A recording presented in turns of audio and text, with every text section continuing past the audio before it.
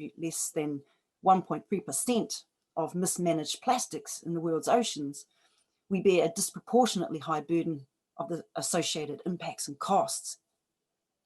In addition, smaller Pacific Island nations typically don't have the infrastructure to capture this waste, the population size to make recycling economical, nor the technical support to develop measures to reduce the use of plastics in the first place. Affected populations have the human right to participate in decision-making about activities that affect them, but how do people of the Pacific exercise their right to influence decisions about plastic pollution, which the production of which is made by corporations, governments and investors on the other side of the ocean or the globe? Certainly, the solution requires a radical paradigm, economic and cultural shift.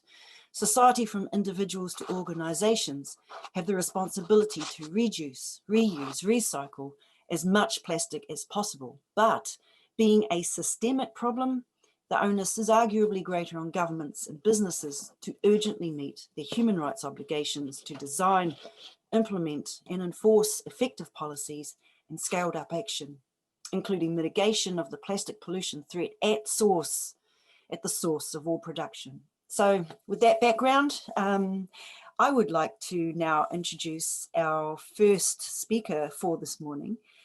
May I introduce to you Mr. Surya Deva, member of the United Nations Working Group on Business and Human Rights.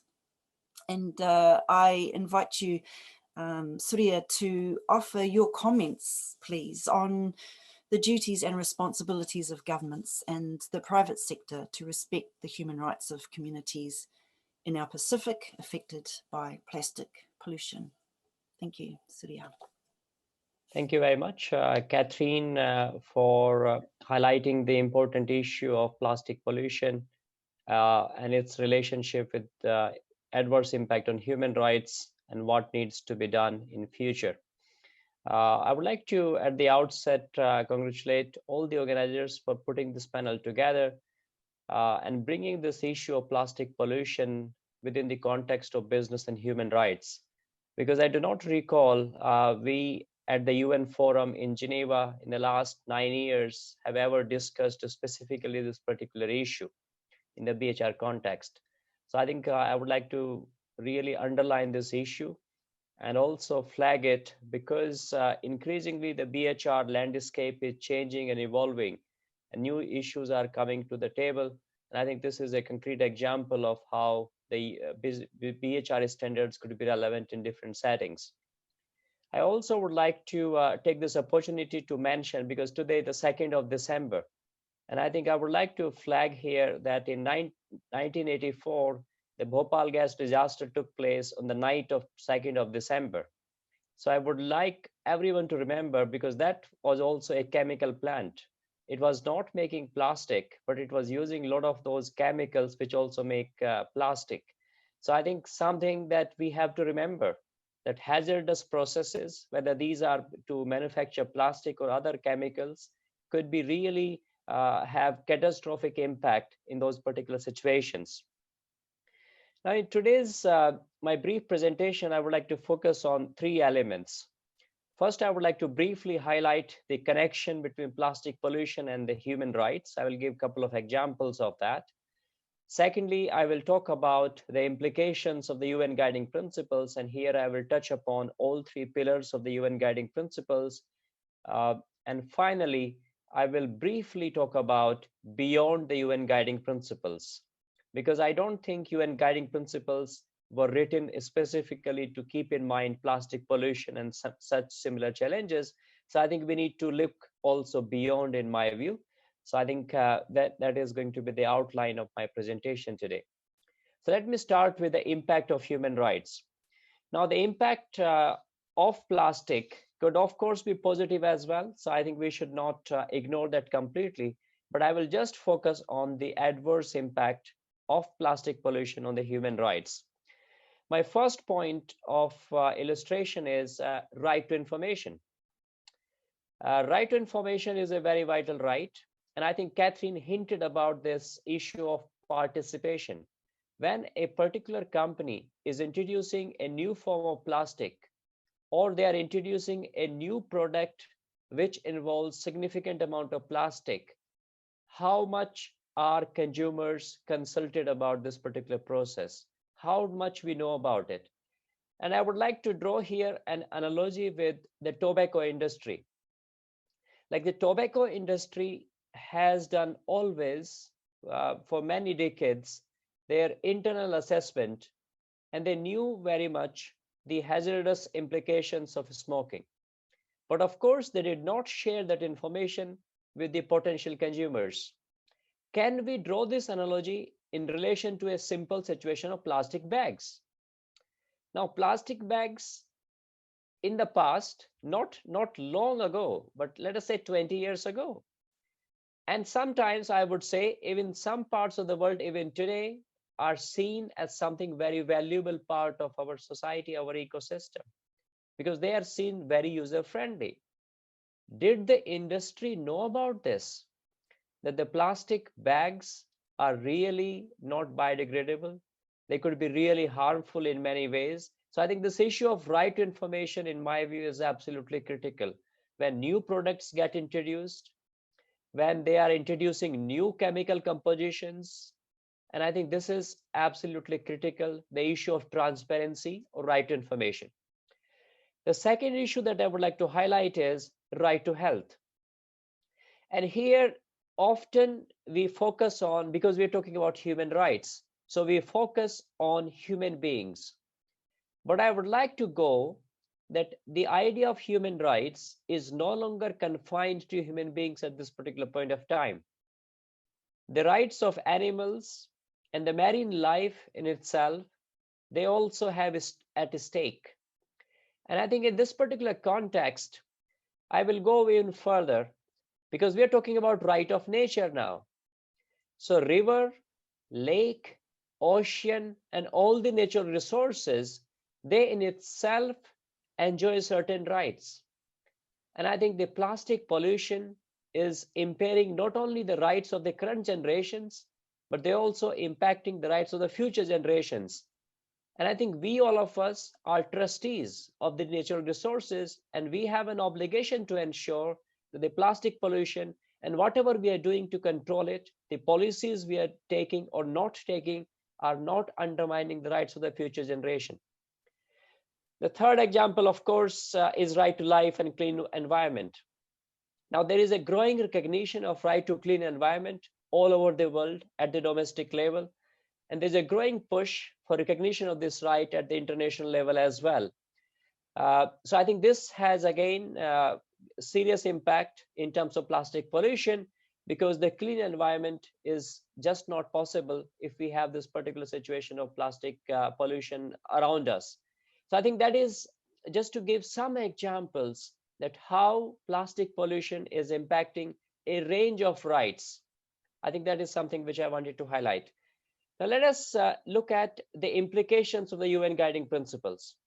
Now the first pillar of the UN guiding principles is, as all of you should know, is about state duty to protect against human rights abuses by businesses.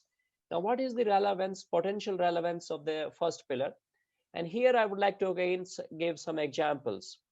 The first crucial point is that the states have to put in place the legal framework and the policy framework which is necessary to effectively control the adverse impact of human rights, whether this is plastic pollution or something else. And I think this duty, which is a legally binding duty, is absolutely critical. I think in a free market economy, there is this sometimes a feeling or a perception that let the businesses self-regulate itself. And I think this is not going to help us. The hands-off approach of the governments does not really work when it comes to human rights. These are non-negotiable obligations of the state. They have to set expectations for businesses, and they have to enforce those expectations. It's not merely setting expectations and let the industry self-enforce it. Of course, there is an important role of self-regulation, and I'm not trying to suggest that this is not relevant. But what I'm trying to highlight is that the idea of self-regulation should not be at the cost of the government role of oversight and manage that those adverse impacts do not take place. The second element that I would like to highlight is principle 2, which is extraterritorial obligations. And I think Catherine highlighted this point about the disproportionate impact on the Pacific. Now, if the impact is on the Pacific, but this plastic is originating from, let us say, Europe, for a sake of argument, then I think the European states would have an extraterritorial obligation that the plastic that is being generated through products in Europe or elsewhere in the global north, it does not cause disproportionate impact on the global south. If we cannot use plastic bags in certain jurisdictions in Europe, but we can use it very commonly in the global south, I think that is part of the problem. We cannot merely outsource the problem from one part to another part of the world. The third example I would like to give is policy coherence. And this policy coherence is relevant not only at the domestic level, but also when states are negotiating as part of World Trade Organization, for instance. How do they ensure that the trade that is taking place, the rules that they are developing, the trade agreements that they are negotiating are consistent with this idea of promoting respect for human rights, including by businesses? I think this is absolutely critical. Let me also highlight here the element of incentives. Public procurement, for instance, under the UN guiding principles, could offer good incentives. Now, the governments buy a lot of products and services from private sector. Can they create a positive incentive for businesses which are going to reduce the plastic pollution, which are going to create a system in which we are setting targets? If we cannot do it overnight, we can set targets in the medium term, long term. And of course, the last example I would like to give from pillar 1 is sharing of technology. Because not all countries would have the economic capacity or the scientific knowledge to manage the adverse impact of plastic pollution well. So what is the collective obligation of the states? And I think it is absolutely vital that the sharing of knowledge takes place, and the intellectual property rights are not hindering this sharing of technology. Rather, they are used to promote the common good. Now, let me quickly move on to pillar 2. And here I would like to stick with the example of human rights due diligence. Now, human rights due diligence that businesses are expected to do, and it is increasingly becoming mandatory, especially because of European Union initiative that they will introduce something next year, which is going to cover even environmental issues. So I think this idea of due diligence, which is a periodic thing, it's a holistic process. Businesses must consider the adverse impact of their products and services that they are providing and throughout their operations, including supply chains. Now, if a particular, let us say, a smartphone company is having those supply chains very deep, and there's a tremendous amount of plastic being used in manufacturing those electronic gadgets or even household goods, it is absolutely part of their due diligence to ensure that how do they minimize, prevent the adverse impact of plastic pollution on human rights. I would also like to give here the point of businesses trying to reduce consumption. I mean, the current economic model is based on selling more and more. Businesses make profit, or at least they try to make profit by asking us to eat more, buy more, even if we don't need it. This idea of sales, if you go to any supermarket anywhere, I live in Hong Kong, but I have traveled all across the world. If you look at the concept of the sales, they are throughout the year. So if you have pre-Christmas sale, then you have post-Christmas sale, then you have a New Year sale, and then so on and so forth, right? Now we are tempted to buy these things which we may not need. I think this idea of promoting unsustainable consumption is inconsistent, not only with the idea of human rights due diligence, in my view, but is also inconsistent with the idea of sustainable development goals. And I think that has to be understood. The last point is about access to remedy. I think in terms of plastic pollution, the issue of remedy and accountability is equally relevant. And I think both states as well as businesses have the responsibility here to ensure that in appropriate cases, the accountability is there. The accountability could be industry-wide, or it could be of particular businesses which are promoting. Let us say if we find, let us say we are collecting garbage at a particular beach in Fiji. And if you analyze this garbage, let us say plastic bottles, and if you find 25% bottles that you find on a beach in Fiji are coming from a particular company, I would go after that company because it has to take that responsibility why it is contributing to that much of plastic leading to the beach. Of course, the element of agency comes into picture here, and the company may claim, oh, this is for the consumers. They threw the bottle. Company did not throw the bottle. Yes, I agree with that. So I think that takes me to the next point, the last point, and I will conclude with that, is that we also need to think beyond the UN guiding principles.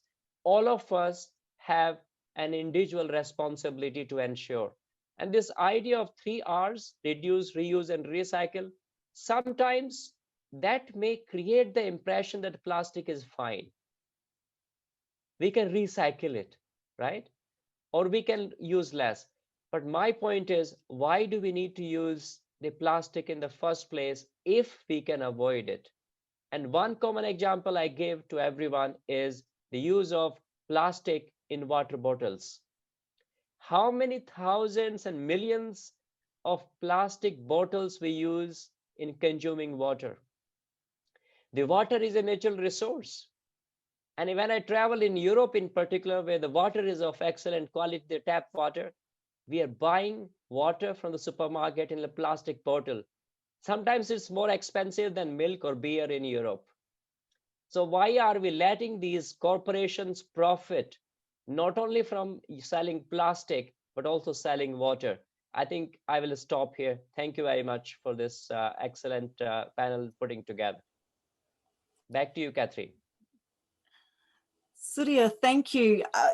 You made so many great points there, and to pick and choose just to highlight a few of them, it makes it very difficult. But I will say, I love the beautiful point you made about reconnecting with this idea that nature has rights. Of course, people need to remember we are a part of nature.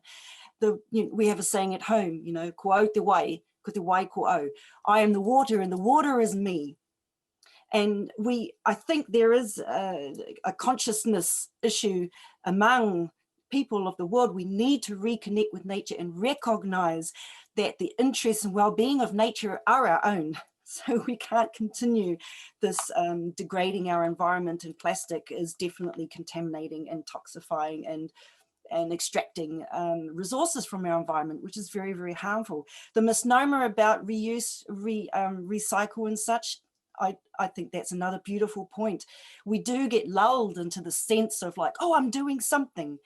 And that is true, but it's not sufficient what we're doing, and we have to scale up. That's another great point you made. And the next point I just wanted to highlight was this idea about contradictions of capitalism. There needs to be a radical recalibration of economic systems. That's it. It's just we have to pick that high-hanging fruit. And now, if not when, when are we going to do it? If we're not going to do it now, there's no choice.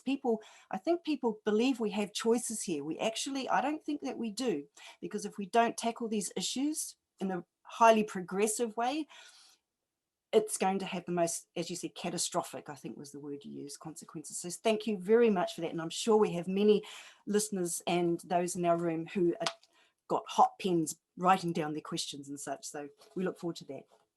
So on to our next speaker, I'd like to introduce Ms. Tina Ngata. Tina hails from the Māori Indigenous peoples of Ngāti Porou here in Aotearoa. Kia ora, Tina.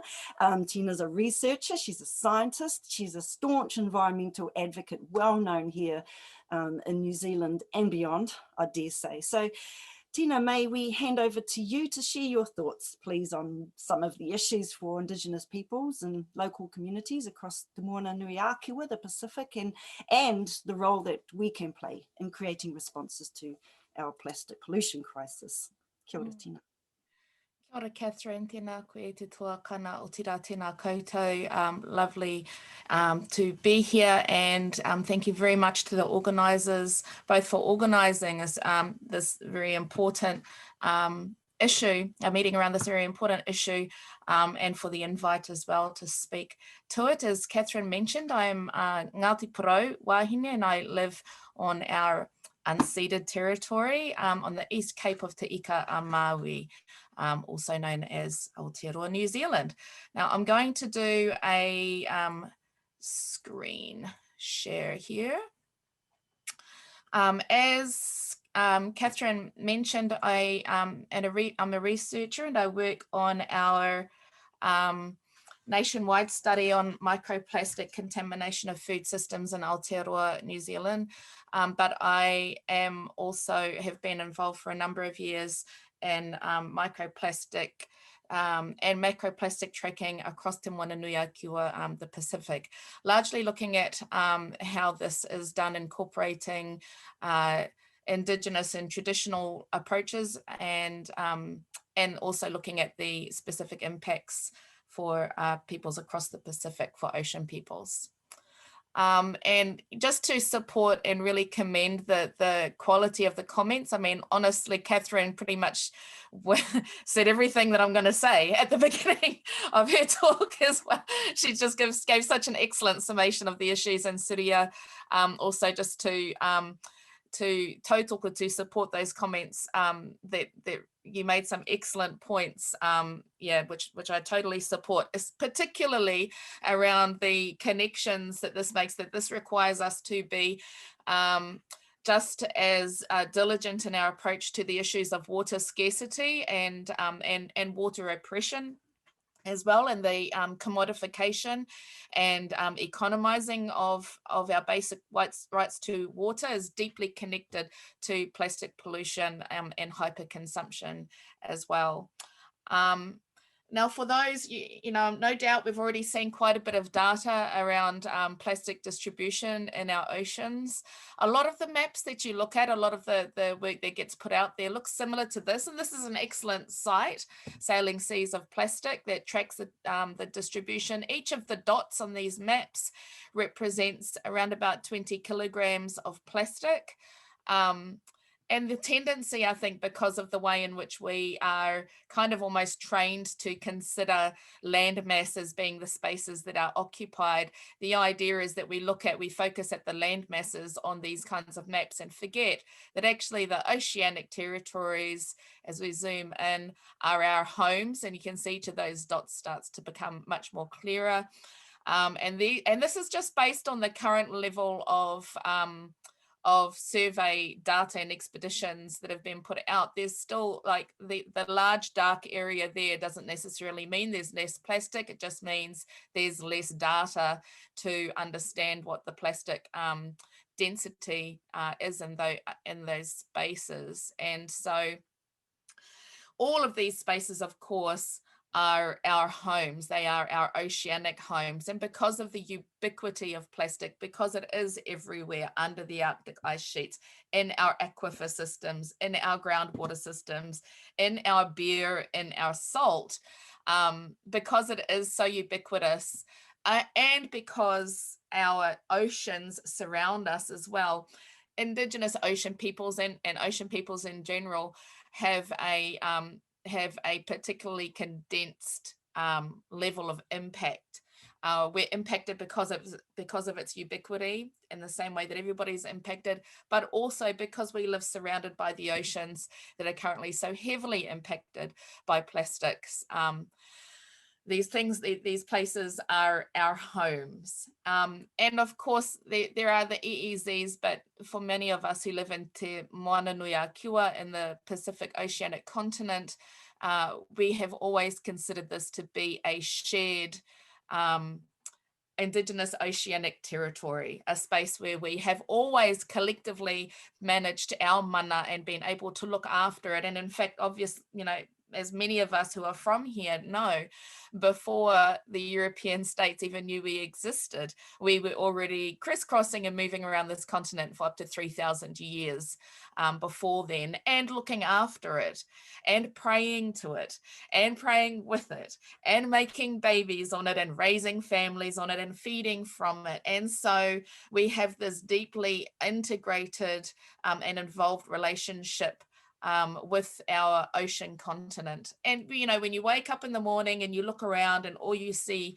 is ocean, and that is every view that you have every day of your life, it is much more than a food source. It is you. And as Catherine mentioned, ko au ko te wai ko au ko te moana ko au, we are the ocean. And the ocean is very much a part of us, much in many more ways than a food system. But of course, our food systems are dominated by the ocean. And so, and much of it dominated through subsistence fishing as well. We still have a high degree of subsistence fishing present in our diets right across Te Moananui-a-Kiwa. And many of these kinds of subsistence fishing practices provide us with guidelines for sustainable living and traditional ways of knowing and being and doing that can inform how we engage with our food systems moving into the future. But many of them are under threat from microplastic contamination, and then the added interfaces of rising sea level temperatures, marine biodiversity impacts, and climate change, overfishing, and other types of toxic dumping, and militarism across Te Moananui-a-Kiwa as well. So these things are kind of intersecting in a way that that is impacting upon our traditional subsistence food systems. So the food systems are being interrupted on multiple faces. A lot of the discussions that we have usually center upon entanglement and ingestion, but just to point out that, you know, some of our food systems are also, for one, not just seafood, but also include bird life. So a number of our mutton bird populations are now also being tracked with ingestion of plastics, and as we're processing those mutton birds, we're finding things like bread tags and microplastics in the guts of those birds as well. And that's just another dimension of the food web that's being impacted. But of course, being a part of a food web, we have these indirect impacts when one species is taken out, and all of the other species that are dependent upon that species or connected to that species are then also impacted as well. Because the impacts exist and the ingestion is happening from phytoplankton level right up to, you know, large species, and of course humans as well, there are multiple impacts right across the marine ecosystem. And then on top of that, there are the ingestion of toxins, which may well also be having a trophic cascade, but there hasn't been enough research for us to be able to understand what the trophic cascade, what the increase in the toxic acquisition might look like as it's moving through the food web.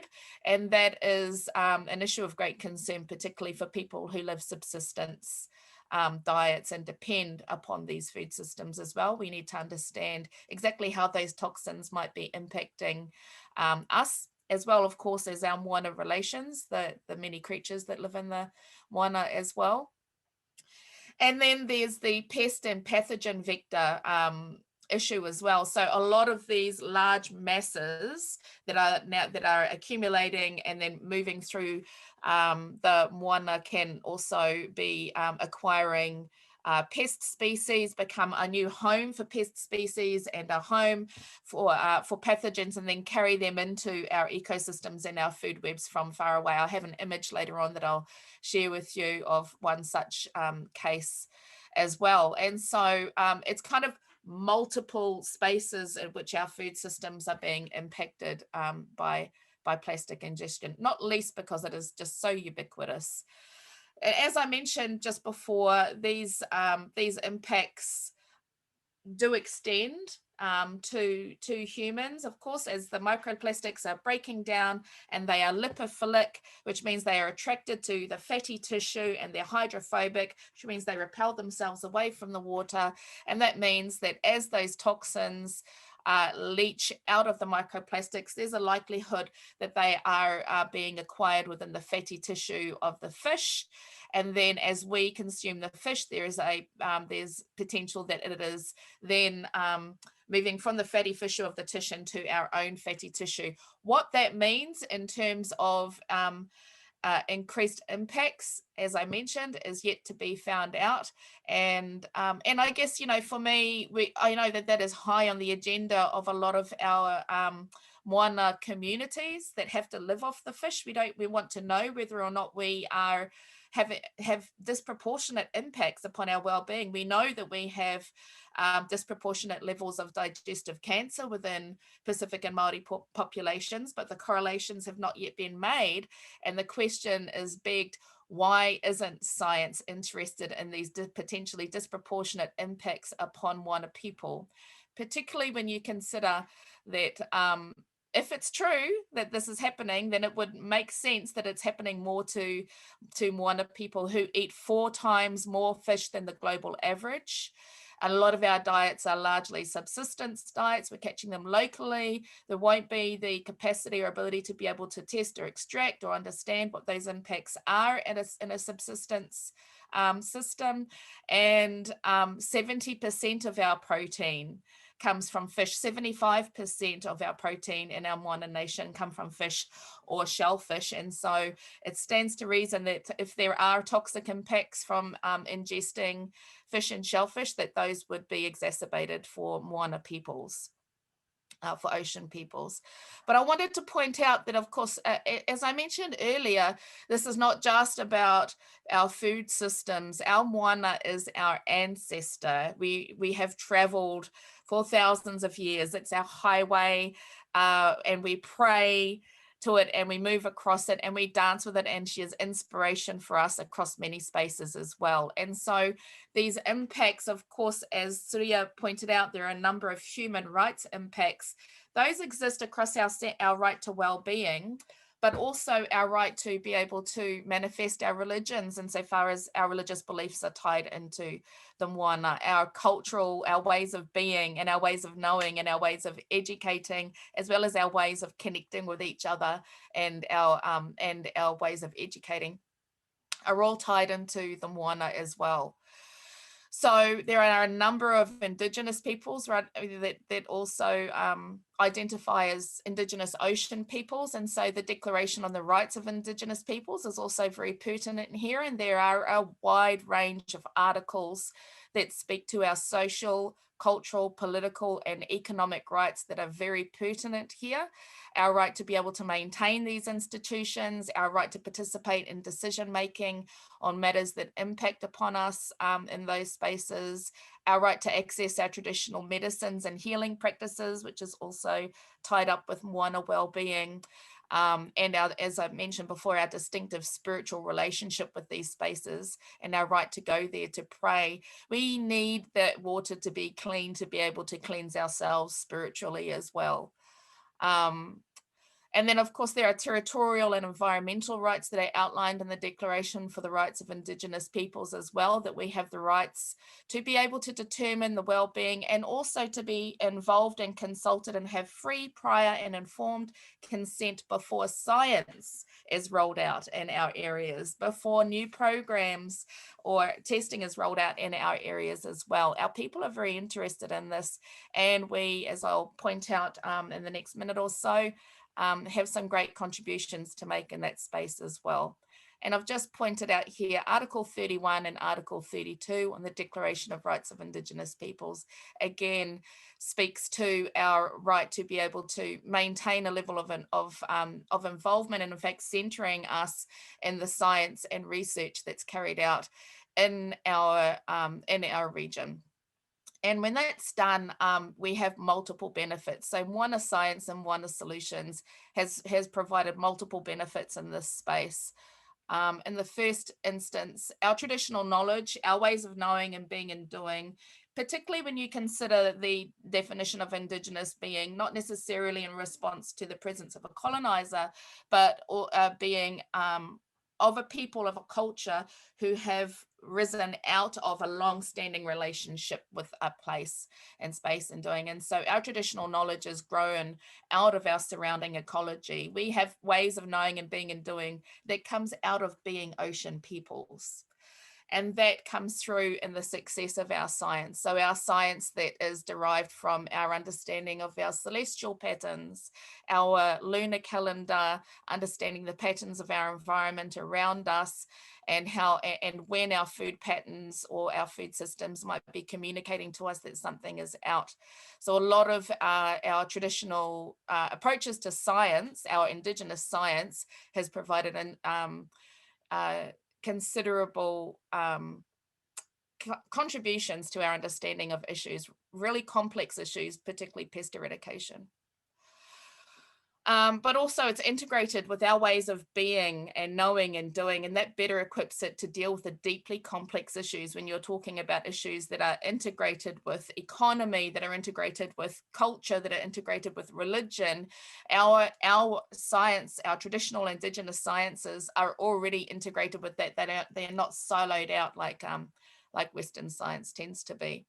And an example of that is the success of Parakore, which is an Indigenous zero waste initiative, operates now across nearly 450 communities across Aotearoa, and has diverted 522 tonnes of waste from landfill since it started in 2011, has won an International Energy Globe Award and been a dual finalist in the nationally recognised Green Ribbon Awards, and lobbies strongly at an international and national level for refuse on top of reduce and recycle. And then, of course, just finally, social justice and cultural relevance is the bedrock of durable sustainability. So this needs to be tied in to a human rights framework and an Indigenous rights framework. Missing all of those facets, as we've seen in the past, tends to miss the mark and miss the point on the solutions as well. And it does need to be radical, and it needs to be immediate.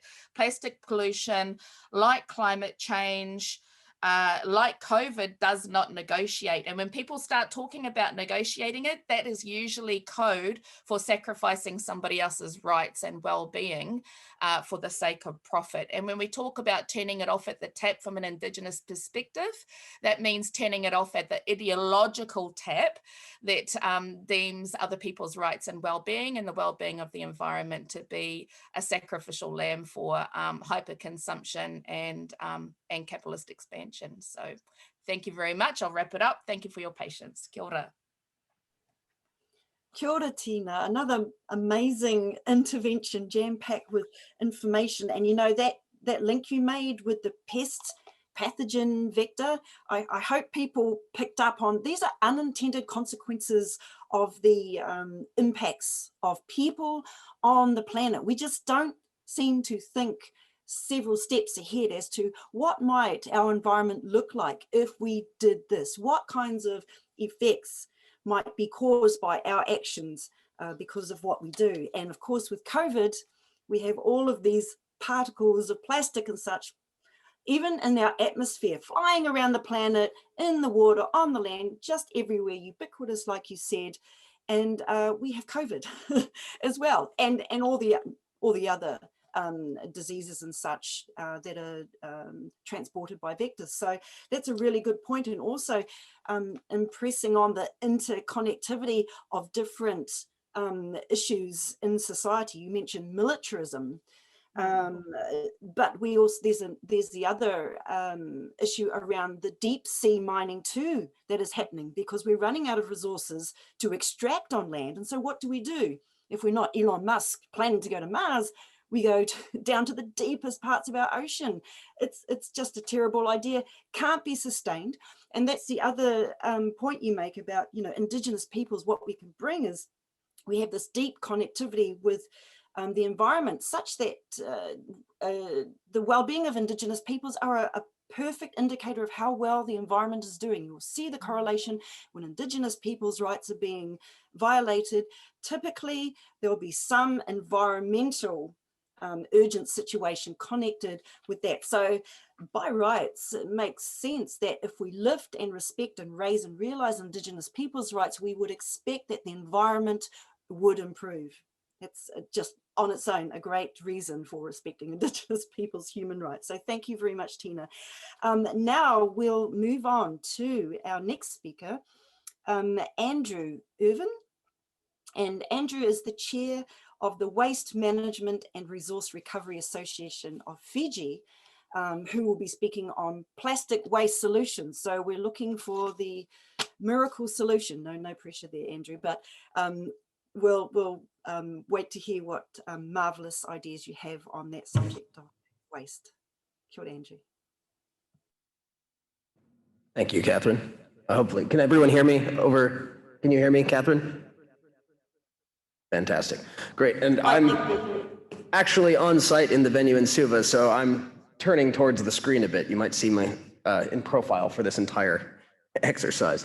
And yeah, so I am here, I guess, on behalf of the Waste Management and Resource Recovery Association of Fiji, which was formed last year, start of April, right after I concluded with IUCN, the International Union for Conservation of Nature, where I worked for 5 years, serving as the private sector focal point there. I was asked to participate in this event by Jody Smith from Matanataki, which is working with WWF on the Great Sea Reef Project. And you can go to the next slide, by the way. And so I just wanted to highlight here some of the composition of the Waste Management and Resource Recovery Association. It's meant to be private sector led. The irony of putting me as the chair was that I, as an ardent socialist and a policy researcher, I have no vested interest in the private sector side of the waste industry. So I was meant to be an impartial participant and help guide the discussions of the association between these private sector members, donor agencies, the government, and crop agencies that were participating in the dialogue. Yeah, it's been structured as such. We have an immense amount of private sector interest from both domestic operating businesses as well as prospective foreign investors who are interested in seeing this industry properly deal with the waste streams that are largely being released into the environment and not properly regulated at the current time. And I wanted to point out how fantastic, by the way, Tina, your presentation was incredibly informative and incredibly alarming, looking at the mapping of different plastic leakage and how pervasive it is in our marine environment. I also concur entirely around the need for additional scientific and socioeconomic research into the ways in which the plastic issue is degrading and devaluing our marine environment and the biological resources upon which the Pacific Island nations depend entirely. Yeah, sorry, I'm totally turned around in this meeting. Now that the camera's on me. All right. Just looking at what the association has attempted in the last year and a half, formalization has been stalled out, and we haven't had a meeting in a few months because we haven't been able to get Ministry of Environment to formally endorse this as a desired multi-sector industry-wide body. It's worked particularly well. There is a functioning association in Samoa, Tuvalu, Solomon Islands, Vanuatu, those 4 countries where their government counterparts are supportive and have endorsed the need for the actions of the private sector industry that wants to improve the performance and regulation of waste. But yeah, just looking at the economic side of this, in particular, plastic products are almost entirely derived from imported materials here in Fiji, which exacerbate our trade imbalance.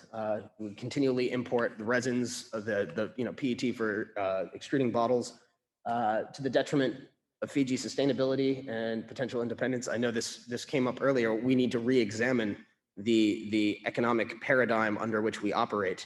And Catherine mentioned reconnecting with nature, and I just wanted to point out something.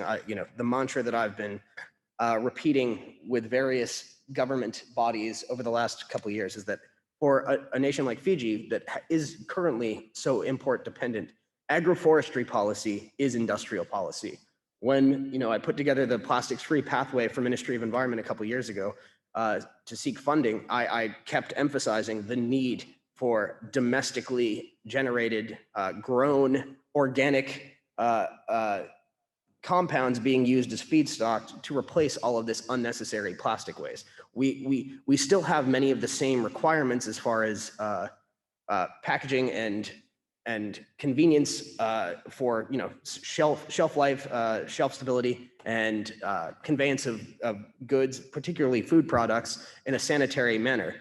But we aren't relying on plastic to do that. There are alternatives in the marketplace that just have not been taken up for a local production and utilization. So the association, it's served to facilitate dialogue for government, private sector, and donor agencies. One of the things, I mentioned there were a number of different foreign private sector parties who are interested in the association and being members. A big piece of this is around the potential for Fiji serving as a hub for regional recycling operations. It's been discussed, that's one of the items that has been considered with Matanataki, and Jody and I had discussed this previously, is the ability to establish Western Division sanitary landfill. Currently, the dead zone around the dump in Lautoka, it's like 1,000 hectares. It's just leaching out into the mangroves. There's basically no regulation or preventative measures being taken to prohibit the leakage of waste into that coastal estuary. It's right around the corner from all of these resorts. Basically, you've got the Mamanudas and the Asawas up there, and it's all being contaminated.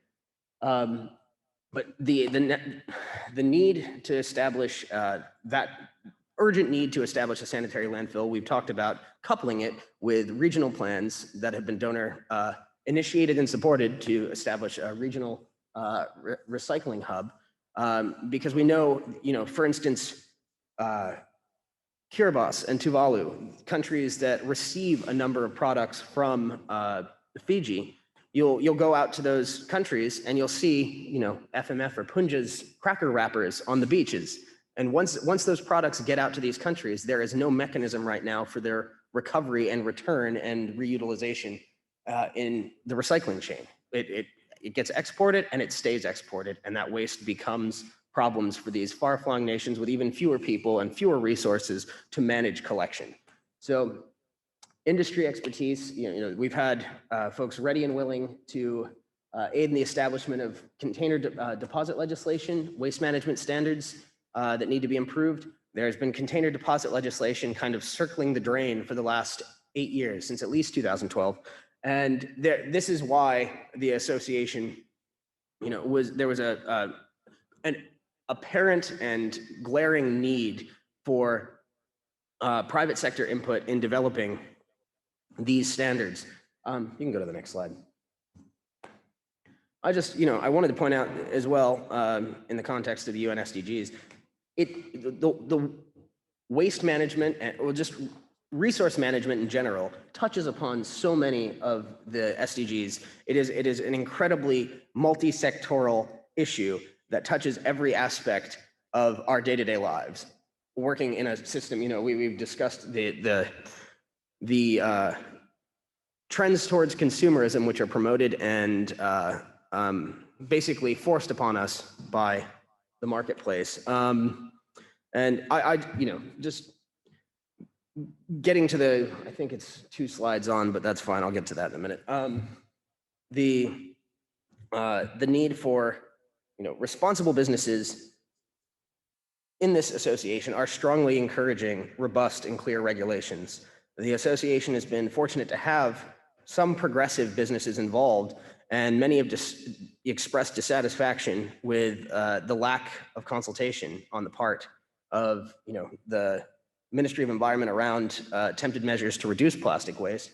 It would be nice to have, I asked about the participant list before we started this session, and we don't have folks from government in the room. We're here in Suva in the capital. It would be good to have these discussions to be a dialogue, not just a recitation of issues. So it's these kind of glaring absences that are preventing us from making that paradigm shift, making the movement towards we keep talking about decarbonized economies, but plastic-free economies where the sort of degradation of our natural environment is properly prioritized, and making sure that that the industries, I mentioned we have progressive members in the association, that those who are less progressive, those who are retrogressive and do not want to change from the business as usual practices now underway, that they are brought on board and up to kept to the same standard that is expected internationally, and then by the most progressive members of the conservation and private sector community. So I think you can go on to the next slide. Yeah, just I've touched upon some of this. It's it's pervasive, it's economy-wide, it affects everything that we're doing, and that the linear economy model is not working for anyone. You can see the detritus on our beaches. You can see the mapping of the detritus in the ecosystem, and we do still, as Tina mentioned, we have a large portion of the population relying on subsistence agriculture and fishing. And if we are allowing certain industries to make a profit while degrading the viability of other sectors, then we are allowing the infringement of human rights.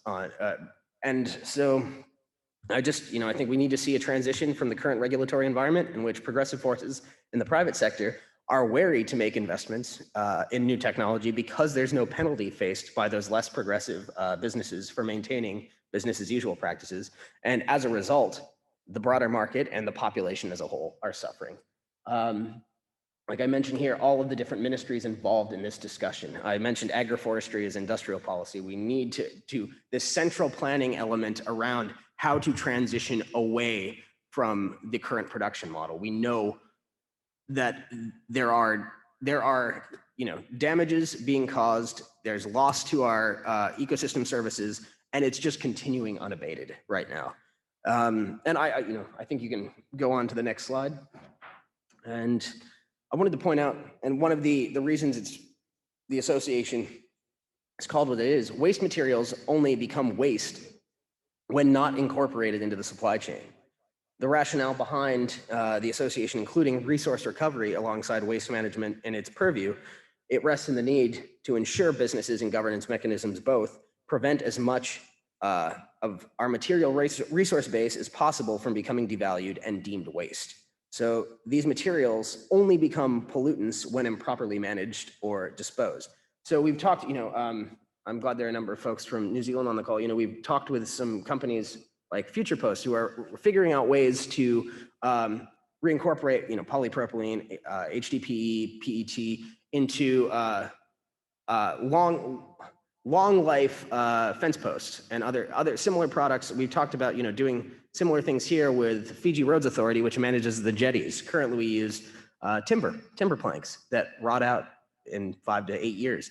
And if we're able to reincorporate a bunch of our plastic waste streams that are just getting either released directly into the environment or going to the landfills into more productive remanufacturing, circular economy focused production chains, then it would help reduce both the environmental degradation and the economic losses when associated with continuing to import these products that can be manufactured locally.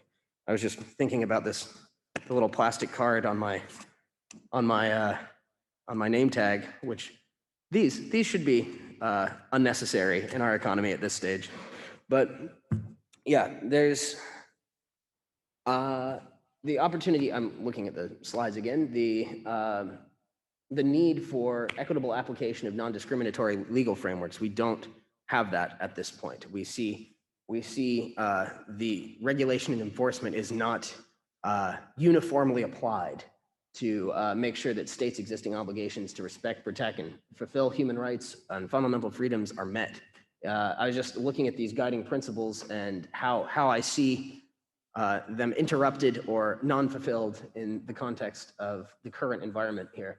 So yeah, just looking at the role of business enterprises and laws, policies structured to consider the long-term functioning compliance of the private sector operating within the regulated market. We, like I mentioned, we see companies that want to lead the market and want to make these changes, but they don't see, they're not comfortable with the existing policy arrangements that change, every few years and are not uniformly applied. So they're not confident in sinking the capital into, for instance, getting new equipment and machinery to build compostable packaging because they don't see that they will get any sort of, tax benefits from using a more benign form of packaging over the incredibly, low cost, high margin products in the BOU model that are awful for our environment. There is no market premium derived from making more responsible choices in the current fiscal and policy environment. So the need for rights and obligations to be matched to appropriate and effective remedies when breached. Internal corporate policies must be met with standardized application and enforcement of regulations. So we've got some companies that are, currently, just by virtue of their leadership within their business, are acting above and beyond what is legally required. So and then there are companies that are violating the laws that are in place and are not being appropriately taken to task and fined for their non-compliance.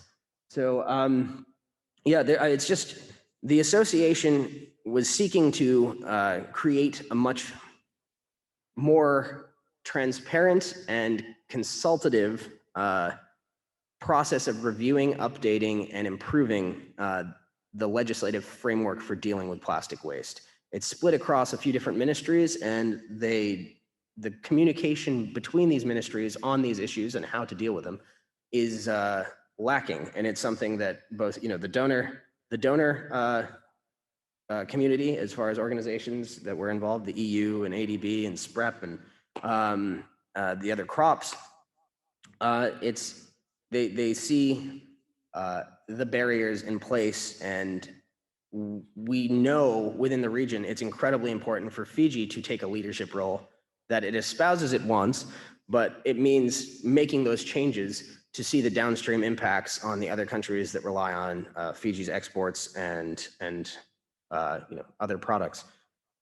So I think you can go on to the next slide. And mine was a little less involved than the prior presentation by Tina, but I figured questions and comments are welcome, and I'll be here in the room to field them when the time comes. So thank you all very much. Kia ora, Andrew, thank you. And look, that whole idea about solutions, there's many misnomers in there. We picked up on this idea that we can repurpose and reuse plastics, but ultimately it's just a life extender. Everything is aggregating on the planet. It can't continue. It's just crazy. So radical regulatory changes need to be made, but thank you very much. Now we're on to our next speaker, and we're looking to track, so we have time for Q&A. We have two speakers left to go. The next one is Dr. Sasha Fuller from the Research and Innovation Division at the University of Newcastle. And Dr. Fuller will speak about the very significant study relating to plastic pollution and human rights. So take it away, Sasha, thank you. Thanks, Catherine. Good morning, Bulavanaka and Talofa Lava from Apia, Samoa. I'm not in Newcastle today. Thanks to the UN Human Rights Office, the High Commissioner, for organising this event, to Andres and Catherine, to my fellow awesome panellists, and to all participants attending in person or virtually today. I'm here to present research findings of our gap analysis on behalf of our research team, Dr. Tricia Barrelly and Dr. Stephanie Burrell. So we've already been alerted to the regional context. Pacific Islands, countries and territories are severely and disproportionately face the impacts of plastic pollution and are among the world's peoples with the closest cultural, economic and social ties to the ocean, as Tina and Catherine pointed out. Indeed, the territory of these nation states is comprised mostly of oceans, and it's for this reason that I'm going to refer to them in this presentation as Pacific Large Ocean Small Island Developing States, or Pacific LOSIDs. So our broader research aims to identify both the limitations and strengths of countries to be able to prevent the inflow of plastics under their current frameworks, and also understand the challenges facing Pacific LOSIDs that may limit their potential to be able to implement a multilateral plastic pollution convention. Our study has comprised two phases. The first is a gap analysis of the legislation, policies, plans and strategies relevant to plastic pollution in 10 participating countries.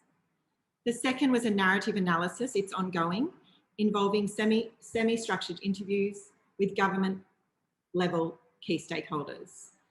And the findings of this gap analysis were structured under 5 major themes, and I'm going to go through those now. My focus today is going to be on the points really relevant to our discussion of business and human rights. So each of our documents went through a granular analysis according to the sub-themes listed on the left here. They're also listed on that horizontal axis. The vertical axis lists the 52 documents that we analysed in Pacific countries, and I've removed those here just for ease of viewing, but all of these tables can be found in our report, and I'll share a link with that. The green colour here notes the sub-themes listed, or their synonymic phrases, are explicitly addressed in the document. Yellow indicates that the document either partially includes the sub-theme or that the sub-theme is inferred, and red indicates that the sub-theme is absent in the document. So here in the third column across, you can see that some countries do acknowledge intergenerational equity and justice. For example, the Solomon Islands Environment Act 1998 defines intergenerational equity and justice as fairness for future generations, in that the present generation should ensure that the health, diversity and productivity of the environment is maintained or enhanced for the benefit of future generations. The problem, as I'm going to demonstrate here, is that the current policy framework means that in practice, this can't happen. There are also no protections within these documents for workers' rights, for waste pickers, for Indigenous rights, for the rights to life. Really, human rights are not protected. You can see in the following column, it relates to the Sustainable Development Goals. The 2030 Agenda made the issue of plastic pollution a top global priority. However, it is not only SDG 14.1 that is relevant to plastic pollution. The development of a policy framework for plastics across a broad range of SDGs reflects a comprehensive and integrated systems approach that addresses the full life cycle of plastics. And this systems approach is not reflected in any of the documents analysed. While some documents state commitments to sustainability or sustainable development, the SDGs themselves are seldom mentioned, and when they are mentioned, the links to plastic pollution are either absent or tenuous at best. So the 5th column along there is protection of human health. Plastics can present, as we've heard, hazards to human health all along the supply chain. However, the relationship between the full range of known harms plastics can present to human health are not captured in any of the documents analysed.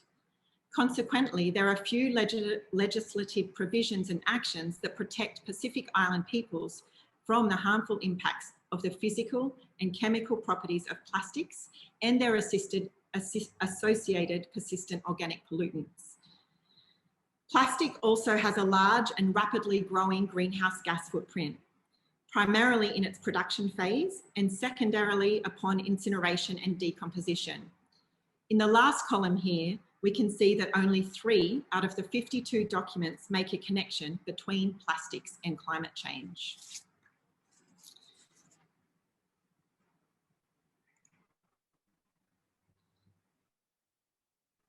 So,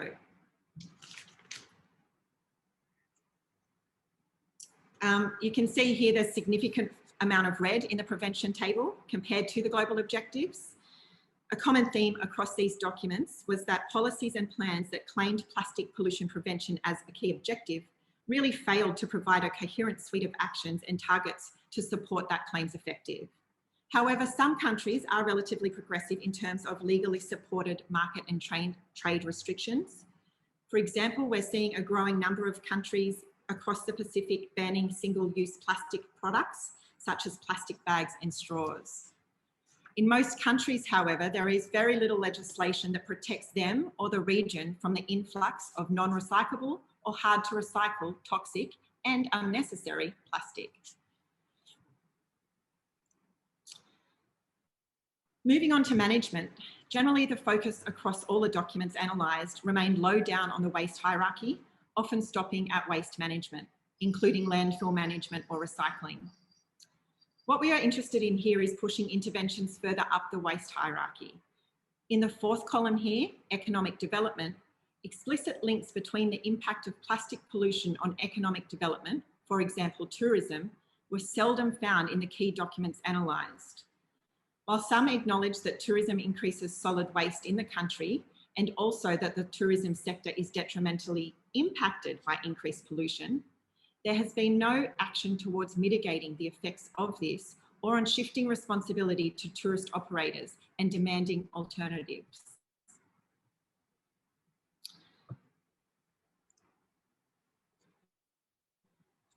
Here under standardisation, the mostly green sub-theme is enforcement, demonstrating that Pacific countries do have a framework that supports enforcement of prohibitions relating to plastic pollution. Unfortunately, however, our phase 2 findings demonstrate that enforcement is not happening in practice.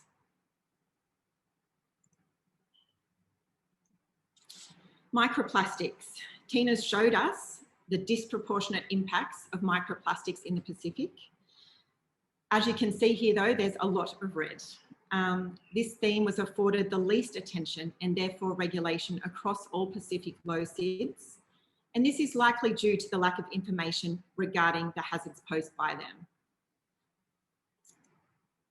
So the key findings from this gap analysis research show that the reality is that the current legislation, plans and policies cannot effectively prevent the inflow of plastics into the region. There are legislative gaps that will allow governments and business enterprise to continue human rights abuses through plastic pollution. Preliminary findings from phase 2 of our study reinforce these findings. But what's not reflected in the above mentioned gap analysis is the global politics of plastics. Findings from our interviews demonstrate the tremendous and unrelenting pressure Pacific low SIDS are under to continue to import plastics. They face pressure from transnational companies, local plastics manufacturers, importers, suppliers, donor countries, through trade agreements, and through fisheries, for example. Now, in the interest of time, I'm really just going to provide one example here. There are a number of examples, but I will focus here on the example of Coca-Cola Amatil. So globally, the plastics beverage industry is big industry. Coca-Cola is currently listed as number 334 on Fortune 500. As of October 2020, its profits were $8.9 billion US dollars. The combined GDP of Pacific low SIDS is around $10.4 billion. So it's easy to see perhaps where the owner should lie here. So Coca-Cola are also a member of the powerful interest group Fiji Beverage Group in Fiji, whose website under the heading Social and Environmental Responsibility states they are working together towards a healthier Fiji to deliver important benefits for everyone. But participants informed us that Coca-Cola are opposing national container deposit legislation so they can control the scheme design and self-regulate. They are an example of a major plastics producer able to dictate national policy and escape democratic and regulatory controls. Through plastic pollution companies like Coca-Cola, they infringe on the right to life, health, water and food, and the right to an effective remedy. So what can Pacific Island leaders do?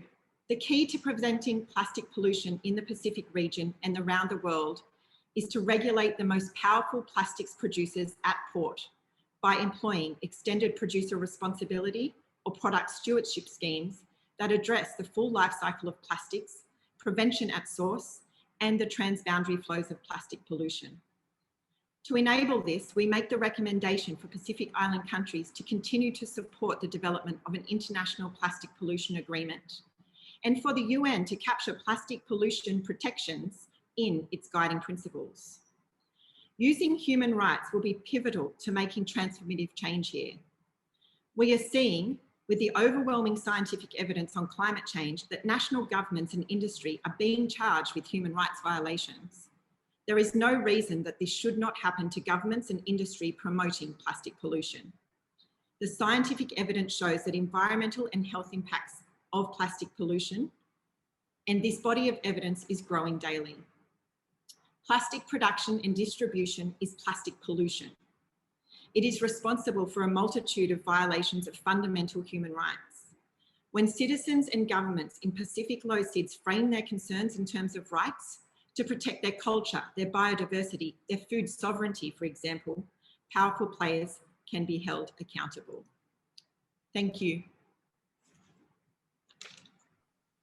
Kia ora, Sasha. That's you made some interesting points there about that enforcement, the issue of enforcement. Isn't it interesting how, you know, life-affirming regulations and laws and that protect nature are very poorly enforced, but the private interests and agendas, property rights and such of business and corporations are very well protected, to the point that it just relates back to what Tina raised about militarization, to the point that we have, you know, sometimes our own armies and navy are being used to protect those private interests. I'm thinking here of fossil fuel companies who, one particular example in Aotearoa, New Zealand, out in the deep water, and one of our Indigenous peoples were wanting to go out into a boat and protest, and they, you know, were interrupted by a naval vessel. So, you know,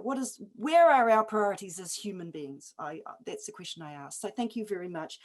Now what I'd like to do, because we only have a few minutes remaining, is to go to some Q&A, and Setita, may I ask, do we have a question in the room firstly, and then maybe take one online as well? Thank you for our panel.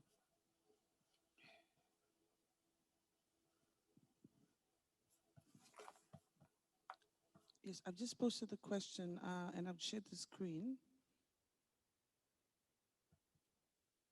So the question from Amnesty International, curious to know if the UN has made any calls or recommendations to countries on reducing plastics. How do we stop bad policies in this space? Thicker plastic bags in Fiji are not necessarily a solution. Vanuatu has reverted to traditional woven bags and baskets. So I'll give this to our panel if one of our members would like to respond to that question briefly.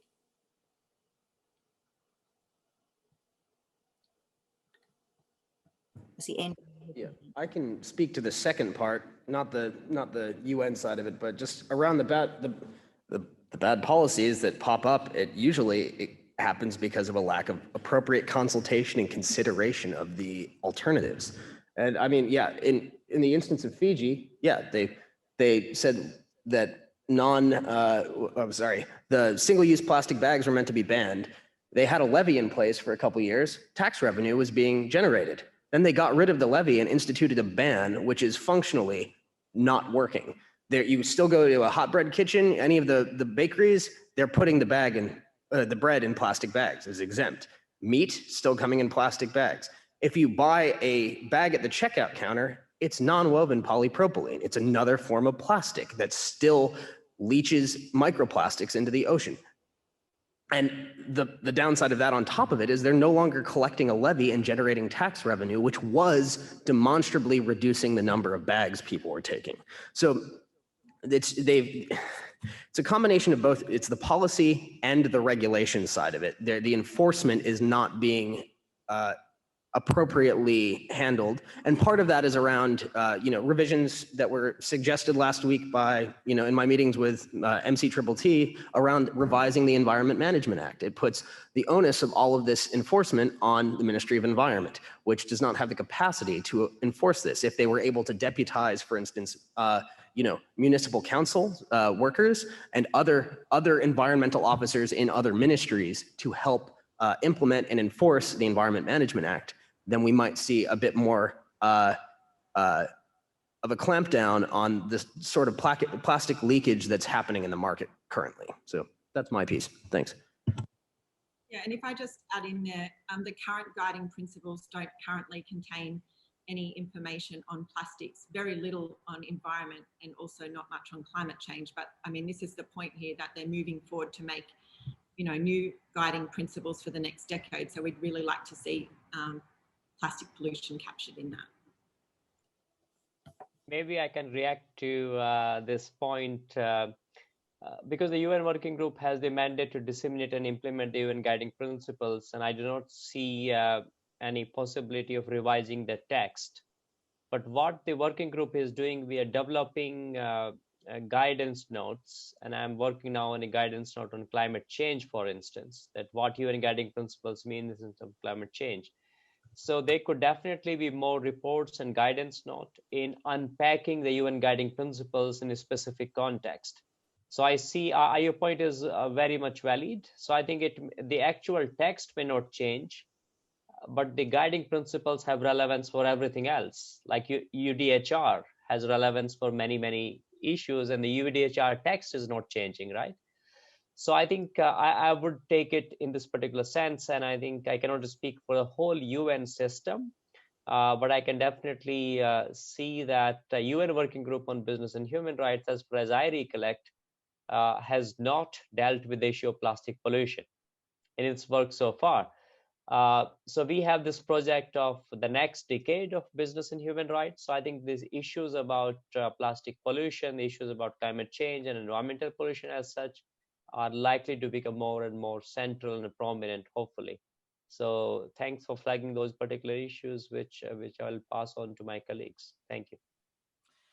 Yeah, and then I guess the only thing I would add to that also is that we also need to be focusing really strongly on how this is being picked up by groups like the World Trade Organization. Overlays in relation to climate change also need to be mirrored with overlays in relation to plastic pollution and ocean well-being, especially in the negotiation of free trade agreements. And then I guess, there are other agreements or treaties being negotiated at the moment, such as the BBNJ treaty, the areas beyond national jurisdiction, that need to include these impacts upon ocean peoples and in particular Indigenous ocean peoples. The Declaration for the Rights of Indigenous Peoples is internationally recognised as a standard of to secure the well-being of Indigenous peoples. That is the basic standard of what's required to secure our well-being, and so that is a really important guidance document for well-being as a human right in an Indigenous context. But that can mirror right across ocean peoples, whether they identify as Indigenous or not. Kia ora, thank you to the panelists for those very succinct answers. And I just see we're running short on time, but do we have a question from the room before going to our closing intervention?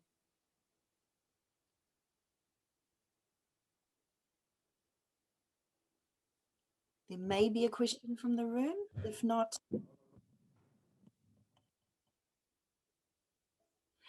Okay, if there isn't a question, yeah, pause. Looks like something's happening. Thank you, team.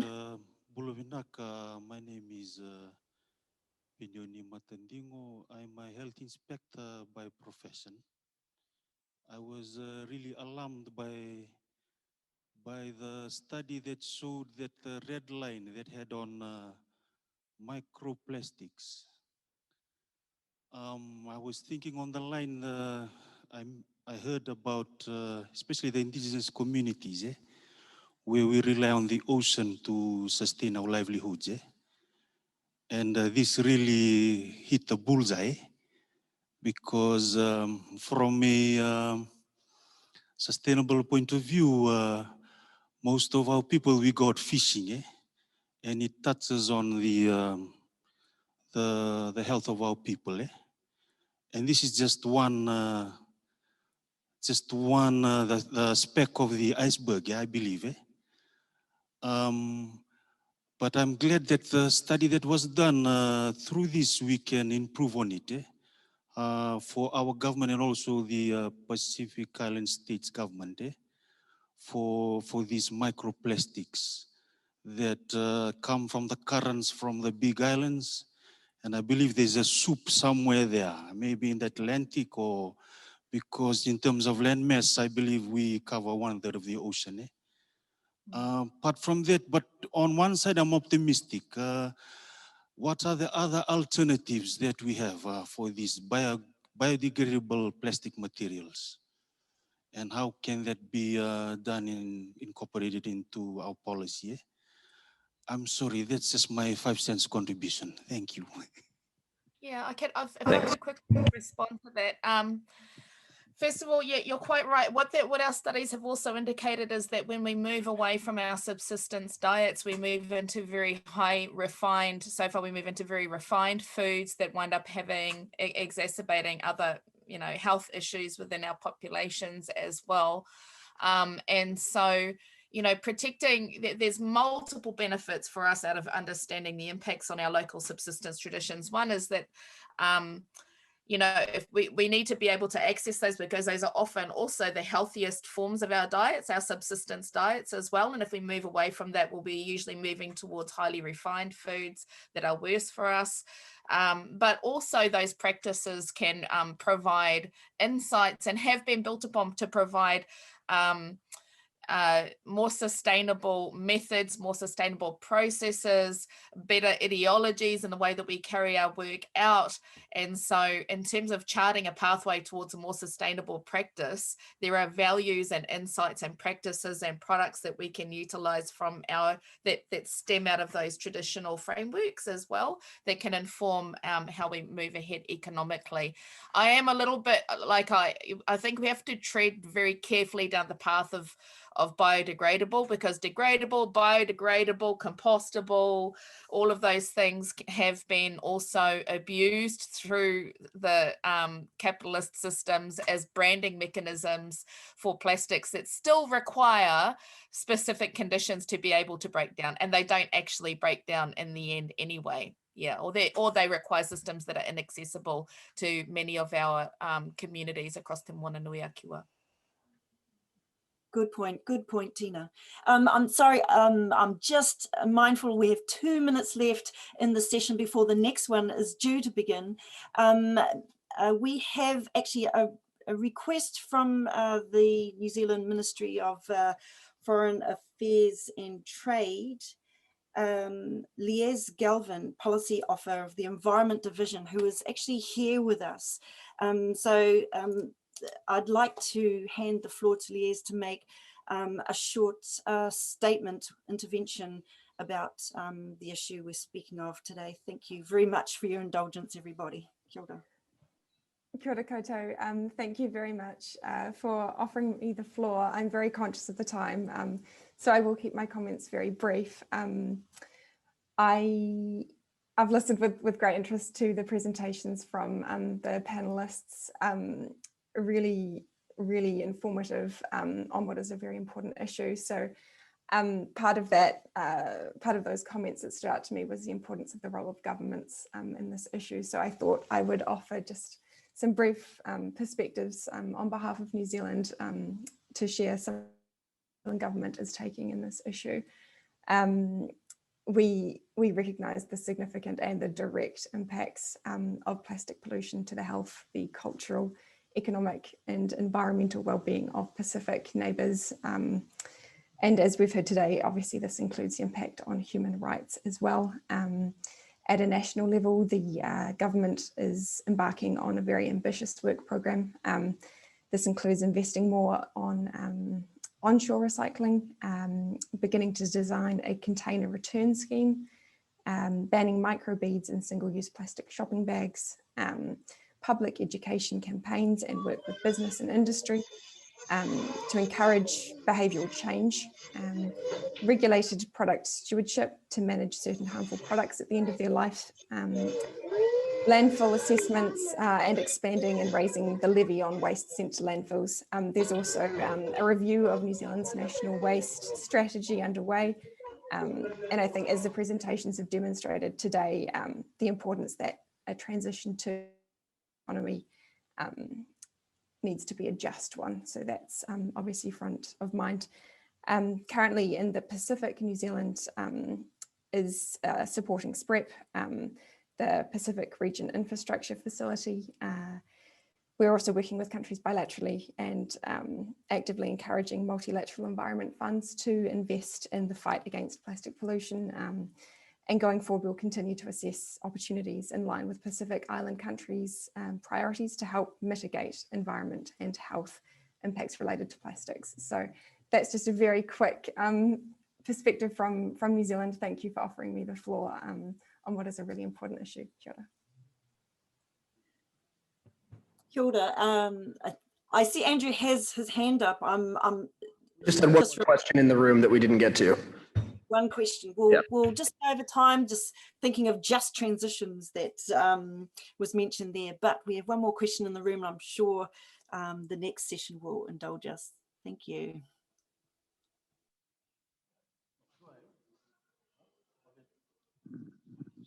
Okay, thank you. Thank you very much for giving me the last minute call. Looking at the plastics issue has been existed for years. I was watching one documentary regarding Rwanda, how they approach the plastics. It takes a political will. Now they have even put a ban for importing plastic, even when they will search your luggage when you arrive at the airport. If they seize plastic bags, they detain it. It's a prohibited items now. I was thinking that is a landlocked territory compared to the Pacific nations. Maybe we would like to bring that up to the Pacific Islands Forum Secretariat within the 14 member countries, if they can take a regional approach as how to tackle this. Because we need to, on the other side is about the consumers, the cost of living. We know that without the use of plastics have reduced the cost of doing business and also the cost of consumers' items very cheaply to our people. But any alternative could incur extra cost. It could be a repercussions politically to those who hold in power, which they don't want to do that. So in the whole Pacific 14 island countries, there is no recycle plastic. Maybe we could, the 14 countries, the PIF could be using, because New Zealand is in now. This is one of their trade representative just put a show a little bit ago. They could assisted in the formations of a recycle plant within the Pacific region to accommodate all this. Maybe that is the way forward. Thank you very much.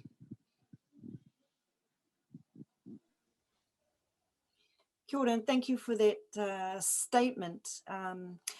I think it's time now to conclude our session, unless there was a burning response that anyone wanted to make from our panelists to that intervention. Otherwise, I think I will end by thanking everyone for their amazing insights, expertise and sharings. It was very informative and gave us a lot of food for thought for where to from here. So thank you very much, and we wish you the best for the remainder of the event. Kia ora.